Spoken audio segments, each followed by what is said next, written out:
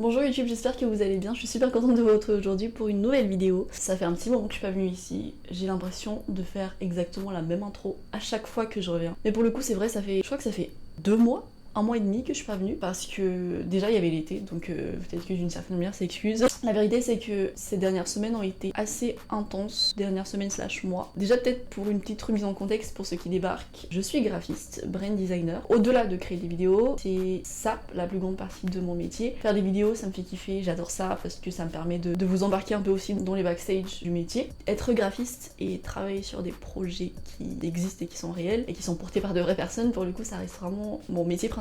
Donc voilà, c'est un peu aussi pour ça que j'ai pas été trop là. Je suis pas du tout en train de me plaindre, au contraire, je suis hyper reconnaissante pour tous les projets que j'ai créés là depuis fin août, début septembre. Et du coup, je reviens aujourd'hui pour une vidéo un peu spéciale parce que je crois que je n'ai pas encore fait jusqu'ici ce genre de vidéo. J'en ai fait rapidement dans une de mes dernières vidéos d'organisation, mais ce n'est pas un format que j'ai déjà fait. Attends, parce que en même temps, de base c'est une vidéo FAQ, d'accord? Il y a quelques jours, j'avais lancé une foire aux questions justement en story Instagram. Je vous mets mon Insta quelque part. Si vous me suivez pas encore, vraiment, que faites-vous finalement?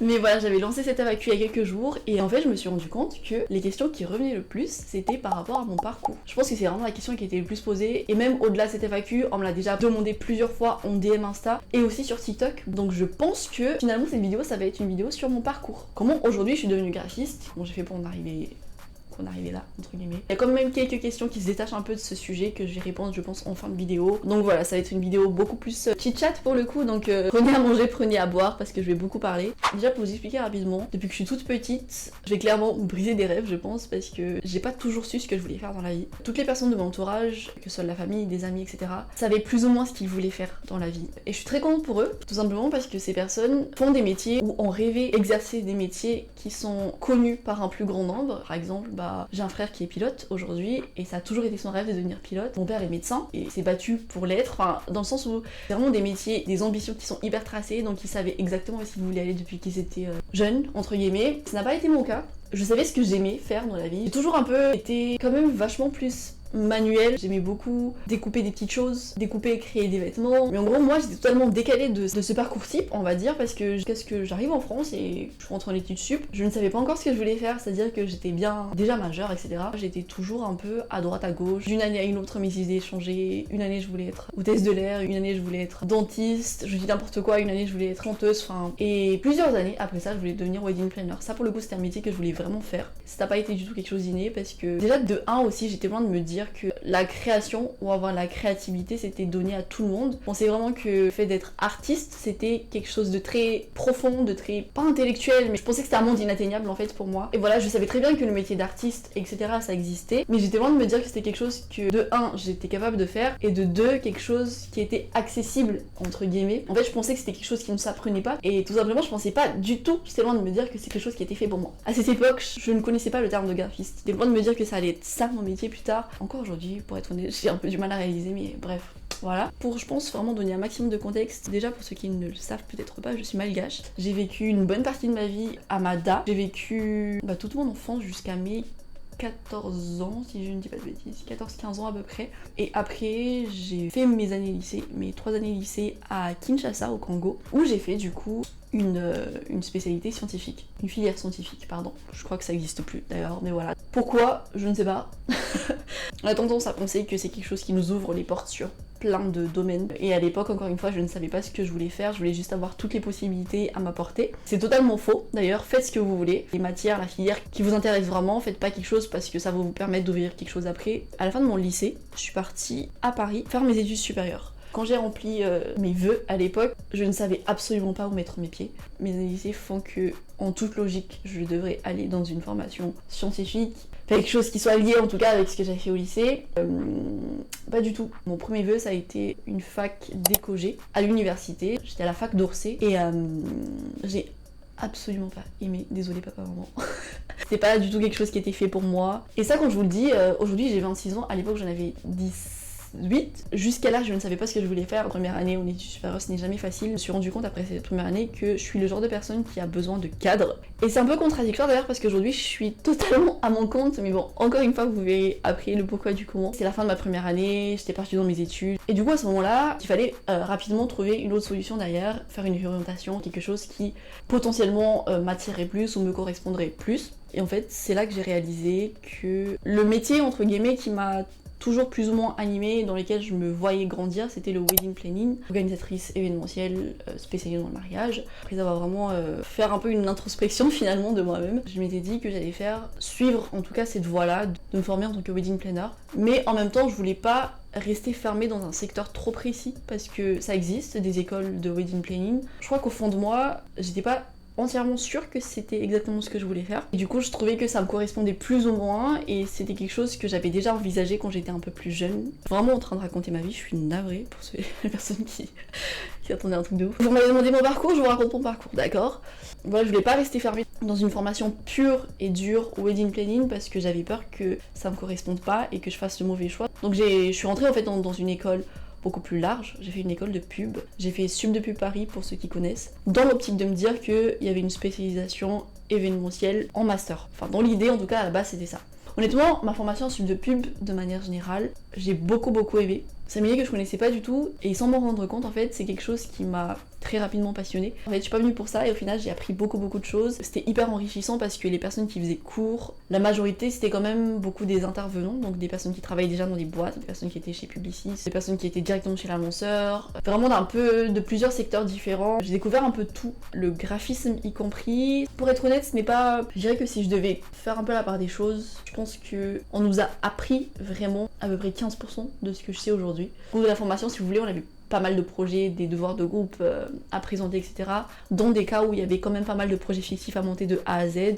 On devait bosser sur la stratégie de com, la stratégie de marque, tout l'aspect aussi visuel, donc la conception graphique, donc ça pouvait être parfois des apps, des sites web, parfois des marques avec des produits existants, etc. Tous les affiches dans les rues, les packaging produits, enfin vraiment, tout ça ça découlait de ma formation. Donc on a eu à peu près, comme je vous l'ai dit, 15% je pense de formation à proprement parler de cours de PAO en première année, mais le reste ça a été vraiment tiens le sujet, t'es censé me fournir ça, débrouille-toi avec ça. Au final ça nous a un peu forgé et ça nous a un peu forcé finalement à déclencher justement cette créativité parce que ça nous a poussé à aller fouiller, on était pas mal poussé en fait pour créer et je pense que ça pour le coup ça a été hyper enrichissant et je crois que indirectement c'est ça qui m'a confrontée à l'idée que j'aimais vraiment ça, le fait de créer, de monter un projet de A à Z, de pouvoir le présenter et le vendre à la fin devant un jury, je trouvais ça incroyable. Et donc je suis arrivée en 3e année, j'ai un bachelor en communication digitale et après j'ai poursuivi en master. J'ai fait une filière anglophone, toujours à Sub de Pub, mais avec une filière anglophone. J'ai fait un master International Brand Strategy and Marketing. C'est une formation que j'ai adorée, honnêtement. Déjà de 1, il y a eu le bain de langue, il y avait des étudiants qui venaient d'étrangers, donc c'était vraiment génial. On allait vraiment beaucoup plus en profondeur pour le coup sur les univers de marque. Je voulais aussi un peu tester et voir ce que j'étais capable de faire. Fin de ma 3e année, début d'une année de master, c'est là où j'ai vraiment réalisé que j'aimais en fait l'univers du graphisme. Bien au-delà de l'aspect marque et l'aspect stratégique, j'aimais vraiment cette partie-là, le fait d'assembler des choses, de créer des choses pour faire en sorte que ça soit quelque chose d'assez concret à la fin. C'est là que je me suis un peu penchée sur la question, on va dire, et que je suis allée sur les réseaux, sur YouTube, Instagram, TikTok, etc. pour voir ce qui se faisait. Et rapidement, je me suis rendu compte que en fait, c'était un vrai truc. Sans blague, vraiment. Et je commençais un peu à suivre des personnes que je suis encore aujourd'hui, que je trouve incroyablement talentueux.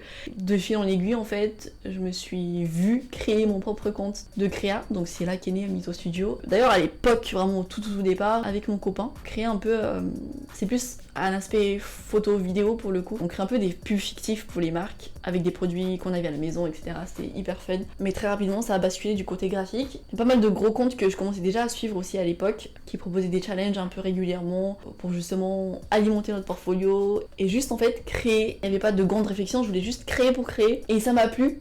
Ça m'a beaucoup plu et à un moment donné ça commençait un peu à prendre, enfin les gens ils commençaient aussi à un peu aimer ce que je faisais, j'avais des retours d'autres graphistes qui faisaient la même chose, surtout anglophones parce que à l'époque j'étais encore beaucoup moins connectée avec des graphistes françaises d'ailleurs, que je le suis actuellement aujourd'hui. Et j'avais des retours qui étaient positifs et tout sur ce que je faisais. J'avais beaucoup de reconnaissance. Enfin pour moi c'était un terrain tout nouveau en fait et le fait d'être reconnu par des personnes pour qui ça en était limité c'était incroyable. Le compte du studio est né vers à peu près je pense fin 2020, début 2021, donc vraiment vers la fin du Covid en fait.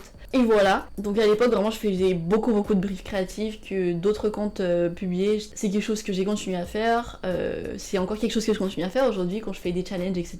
À la fin de mon master, donc j'étais déjà assez bien avancée dans ma vie on va dire, mais je ne savais toujours pas que ça allait être mon métier plus tard.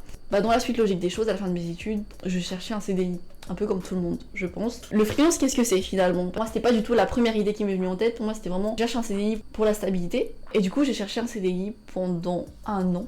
Mais comment vous dire que dans ce secteur précis, je pense que dans tous les secteurs, mais dans ce secteur en particulier, de la com, du digit, du marketing, c'est quelque chose qui est extrêmement bouché. On me l'a beaucoup dit pendant mes études. J'ai fait ma forte tête et en sortie d'études, j'ai fait face à la situation en fait tout simplement. Pour vous dire, je pense que j'ai dû envoyer pas moins de 600 candidatures. J'étais loin de me dire que c'était aussi bouché, je me prenais des refus, que soit j'avais un profil trop junior, soit le profil correspondait pas, etc. J'avais pas assez d'expérience. Ce que je conçois totalement, mais en fait à un moment donné, qu'est-ce qu'on est censé faire du coup? Mais bref, c'est un autre sujet. Donc voilà, je vivais normalement on va dire, mais c'était pas une période évidente parce que je ne savais pas ce que je voulais faire. Je sortais de 5 années d'études sup qui ont coûté voilà.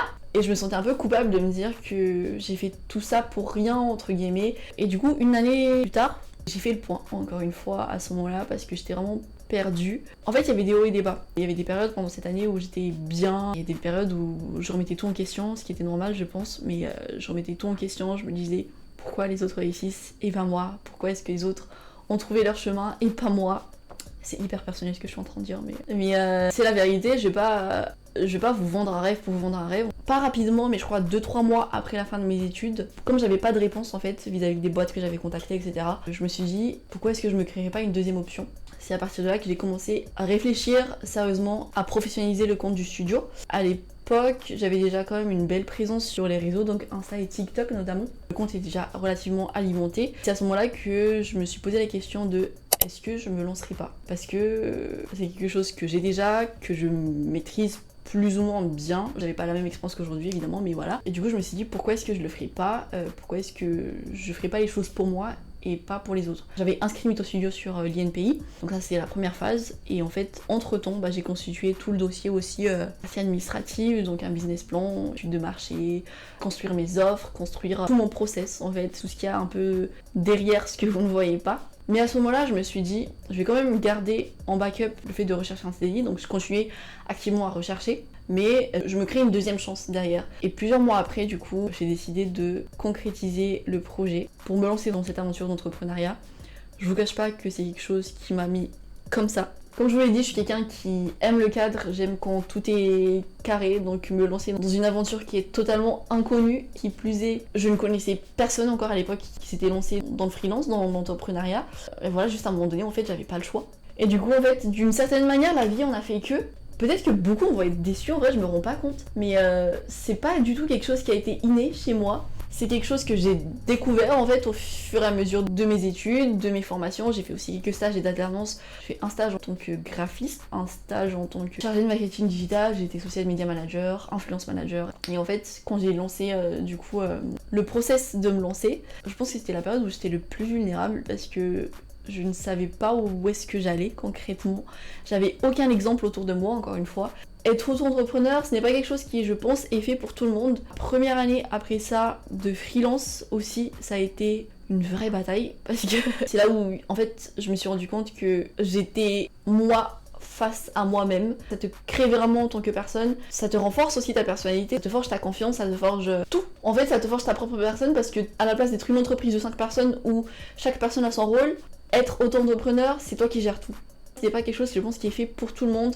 Mais encore une fois, j'étais loin de m'imaginer que c'était quelque chose que j'étais moi-même capable de faire en fait. Tu dois tout faire. Je pense que c'est ça le plus gros challenge, mais je pense que c'est ça aussi qui forge vraiment quelqu'un aussi derrière. Mine de rien, j'ai été confrontée et obligée d'apprendre toutes ces choses, de faire moi-même ma comptabilité. C'est quoi un plan d'action, c'est quoi un budget prévisionnel, enfin voilà. J'ai dû apprendre tout ça sur le tas. En vrai de vrai, je pense que c'est ça qui est le plus formateur. Et voilà. Honnêtement, aujourd'hui, tout va pour le mieux. Je pense que j'ai pas le parcours le plus linéaire possible, très très loin de là même. Honnêtement, je pense que si c'était à refaire, je le referais exactement de la même manière parce que ça m'a permis vraiment, pour le coup, humainement, de grandir. En fait, si vous voulez, ce n'est pas que ça n'a pas été un choix. j'adore faire ça. Je me suis rendu compte très vite pendant mes études sup que c'est quelque chose que j'aimais beaucoup faire. Mais je pense que la vie a juste fait en fait que j'ai pas un CDI pour que je puisse me consacrer entièrement à ça.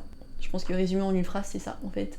Et voilà, je pense que si j'ai un conseil à te donner, ce serait de pas se limiter. Je n'ai pas fait d'école d'art, je n'ai pas fait d'école de graphisme, j'ai même pas fait une formation de DA. Enfin, certes, j'ai un backup de formation plus stratégique de marque et de marketing, etc. Ce qui me permet quand même aujourd'hui d'avoir vraiment le fond de mon travail, au-delà de l'aspect visuel et graphique. Ça m'a permis de vraiment comprendre tout l'enjeu en fait de la com et construire un peu tout ce que j'ai fait aussi aujourd'hui. Et ce que je veux dire, c'est qu'il n'y a pas de parcours tracé. Et voilà, j'ai beaucoup parlé. J'espère que... Je sais pas, j'ai l'impression que je vais en décevoir pas mal, mais honnêtement c'est surtout un message d'espoir aussi d'une certaine manière, parce que pour moi ça n'a pas été le métier de mes rêves tout de suite. Aujourd'hui quand je prends du recul, j'adore ce que je fais et je ne changerai mon métier pour rien au monde. Je suis convaincue que j'ai été faite pour ça et que la vie en a fait que je puisse en être là aujourd'hui. Et je suis hyper reconnaissante de ce que je fais. C'est incroyable de pouvoir faire ça parce que non seulement je crée aujourd'hui, non seulement je suis graphiste, au-delà de ça, de pouvoir rendre des personnes fières de leurs projets, de pouvoir concrétiser ce qu'ils avaient en tête et voilà, avoir la reconnaissance de ces personnes. Non pas que je me jette des fleurs en disant que je travaille bien, que mes projets sont bien, etc. C'est pas du tout ça, c'est juste que je me rends compte de plus en plus que ce que je fais a du sens en fait. Je sais pas si ça fait du sens, mais voilà. J'ai vraiment de plus en plus l'impression que ce que je fais a de la valeur, que ce que je fais apporte quelque chose aux gens et je pense que c'est ça surtout qui me plaît le plus dans ce métier. Donc voilà. Et maintenant je pense qu'on va passer aux questions surtout qu'on m'a posées, enfin les autres questions qui sortent un peu de ça. J'ai une première question d'une graphiste avec qui j'ai déjà eu l'occasion de discuter, qui me demande est-ce que je fais du démarchage client ? Oui. Je démarche, je prospecte comme beaucoup je pense. Ensuite j'ai une personne qui me demande si je vis du métier de graphiste ou c'est une activité secondaire. Alors ce n'est pas une activité secondaire parce que de toute façon je vous ai un peu raconté tout mon parcours. Aujourd'hui c'est mon métier principal et oui je vis du métier de graphiste. Ensuite j'ai deux personnes qui me demandent, j'ai une première personne qui me demande est-ce que j'envisage d'adapter mes offres au contexte de Madagascar et une deuxième personne qui me demande si je me projette de me développer à Mada ou pas du tout. C'est une question qu'on m'a déjà posée je crois. Alors sur le fait d'envisager mes offres à Madagascar, j'ai eu l'occasion de discuter là récemment avec quelqu'un qui souhaite se lancer justement dans le graphisme et qui est dans une agence de com à Mada. Je lui ai rapidement demandé sur ce qui se fait à Madagascar, etc. Aujourd'hui d'un point de vue branding, en termes de package, etc. Et c'est vrai qu'en termes de coûts, on est totalement décalé, mais ce qui se comprend parce que évidemment le coût de la vie en France est beaucoup plus élevé que le coût de la vie à Madagascar, mais pour être totalement honnête c'est un projet que j'envisage de faire. Ce n'est pas demain que ça va se faire évidemment, mais à terme je me vois clairement vivre à Madagascar et donc clairement aussi siéger Mytho Studio à Madagascar. Ce serait vraiment mon rêve de pouvoir travailler avec des personnes, de pouvoir avoir une équipe avec moi qui puisse travailler sur le studio. En fait il y a plein de points encore à considérer parce que comme je vous l'ai dit déjà, ce n'est pas seulement d'un point de vue financier, il y a cet aspect là évidemment, mais aussi l'aspect culturel parce que le branding, le milieu de la marque, voilà, ce n'est juste pas considéré de la même manière et ça n'a pas forcément la même valeur à l'étranger que à Mada. Même si je considère qu'il y a déjà beaucoup de formations aujourd'hui de communication, de marketing, etc. dans des écoles à Madagascar. Ça commence à se faire entendre, mais ce que je veux dire c'est que aujourd'hui en tout cas ce que je constate c'est que ça n'a pas la même valeur que ce que ça peut avoir en France en tout cas. Corrigez-moi si je me trompe, c'est possible hein, mais je pense qu'il y a encore aussi cet aspect un peu, pas formation, mais un peu de sensibilité on va dire. Pourquoi c'est important, c'est quoi l'enjeu, enfin l'importance d'avoir une vraie image de marque, etc. C'est quelque chose que je suis en phase de réflexion, on va dire. C'est un projet, clairement, long terme. J'ai déjà eu l'occasion de discuter avec des entreprises et des marques malgaches par rapport à mes services et mes prestations, donc ce n'est pas quelque chose sur lequel je suis fermée. Enfin, vous pouvez très bien me contacter, que vous soyez malgache ou pas, c'est ça que je veux dire, mais c'est juste que, effectivement, au vu du contexte, pour le moment c'est encore très flou. Je ne sais pas où est-ce que je mets les pieds concrètement, c'est ça que je veux dire. C'est dans les projets. Voilà. Et en fait, je pense que c'est tout, on a fait le tour. Mais en tout cas, voilà, j'ai beaucoup parlé aujourd'hui. J'espère que le message est bien passé par rapport à mon parcours aussi, surtout parce que je suis consciente que c'est peut-être pas le retour ou même la réponse que beaucoup auraient espéré, mais c'est la réalité des choses. Et si aujourd'hui j'en suis là, c'est aussi parce qu'il y a eu toutes ces choses en fait qui se sont passées, même s'il y a des phases qui étaient moins évidentes que d'autres, il n'y a rien que je regrette du tout. Et voilà, c'est le message que je souhaite passer surtout en fin de vidéo, c'est que si tu as des projets, ou même si tu sais pas forcément où est-ce que tu veux aller, la vie fera que tu comprendras où est-ce que tu iras au final. Le plus important c'est de continuer à essayer, continuer à chercher des choses, continuer à tester des choses, et je pense que de fil en aiguille, tu trouveras quelque chose qui te passionne et que tu aimeras faire. Et pour moi c'est ça la réussite, je pense, c'est de faire quelque chose parce que ça te fait plaisir de le faire, et voilà.